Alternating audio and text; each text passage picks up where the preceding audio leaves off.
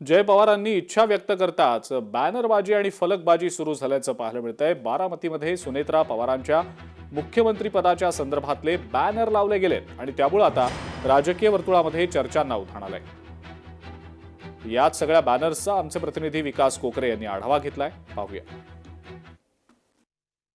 उपमुख्यमंत्री सुनेत्रा पवार यांचा बारामतीमध्ये होय मुख्यमंत्री आशयाचा बॅनर लागलेला आहे। आपण पाहू शकता, आम्ही आहे विद्या प्रतिष्ठानच्या चौकामध्ये। या चौकामध्ये खरं तर सुनेत्रा पवारांचा जो बॅनर लागलेला आहे, या बॅनर खरं तर संपूर्ण महाराष्ट्रामध्ये चर्चेचा विषय ठरत आहे। खरं तर या बॅनरवरचा जो मूळ मुद्दा आहे, होय मुख्यमंत्री, संपूर्ण महाराष्ट्र तुमच्याकडे महाराष्ट्राच्या पहिल्या मुख्यमंत्री म्हणून पाहत आहे, असा आशयाचा मजकूर त्या ठिकाणी लिहिण्यात आलेला आहे। काल जय पवारांनी जे वक्तव्य केलं होतं की सुनेत्रा पवार 2029 ची निवडणूक लढतील आणि महाराष्ट्राच्या मुख्यमंत्री होतील, खरं तर जय पवार यांच्या वक्तव्यानंतर हा बॅनर त्या ठिकाणी लागल्याचं चित्र आपल्याला बारामतीमध्ये पाहायला मिळालं। एकंदरीत राजकीय समीकरणांच्या पार्श्वभूमीवर बारामतीतले हे बॅनरवर आणि त्यातली शब्दरचना हे राजकीय क्षेत्रात खरं तर खळबळ उडवून देणार आहेत।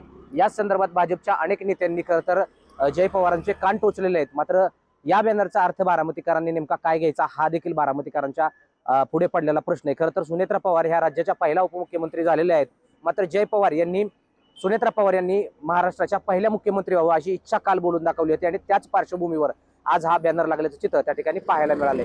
यामुळे येणाऱ्या कालावधीमध्ये या बॅनरवारमुळे महायुतीत काही तडा जातोय का, हे पाहणं देखील महत्त्वाचं ठरणार आहे। विकास कोकरे, लोकशाही मराठी, बारामती। लोकशाही मराठी, ऐका, पहा, जागरूक रहा।